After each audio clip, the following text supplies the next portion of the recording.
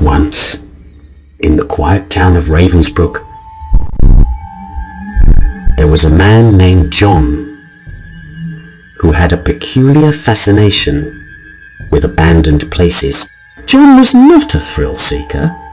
He was merely a historian who loved to explore the stories hidden within forgotten walls.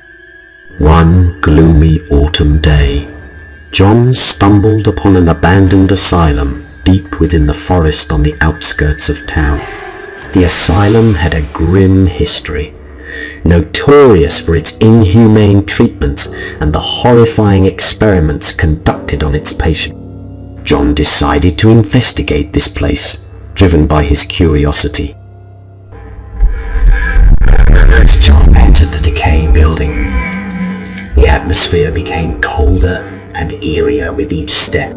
The walls were covered in a thick layer of moss, and the halls echoed with the faintest whispers of forgotten voices.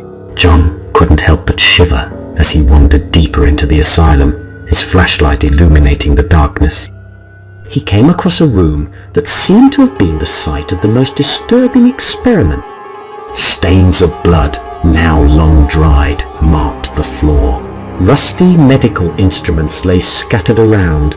The walls were adorned with unsettling scribbles and messages from patients who had long lost their sanity. Suddenly, John heard a faint, distant sobbing. He followed the sound, his heart pounding. The cries led him to a cell at the far end of the corridor. Inside, he found a woman, disheveled and gaunt, crouched in a corner. "Are you all right?" John asked. The woman turned her hollow eyes toward him, but she didn't reply. She only continued to sob softly, rocking back and forth. John cautiously approached, his concern growing. As he drew nearer, he noticed something strange. The woman seemed to be speaking incoherently, whispering words that made no sense. The hairs on John's neck stood on end as he realized that she was repeating a phrase over and over. "Free them! Free them! Free them!" John began to feel an overwhelming sense of dread as he realized the woman's words were not directed at him. She was staring at the wall behind him. Slowly, he turned around and saw a series of scratched words on the wall that sent a chill down his spine. They watch. They wait. They want to be free. Just then, the temperature in the room dropped drastically, and John felt an icy hand on his shoulder.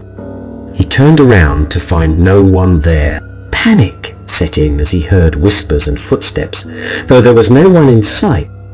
Desperation overcame him, and John ran out of the room, leaving the asylum behind. But the whispers followed him, growing louder and more menacing with each step. He could feel a malevolent presence closing in on him.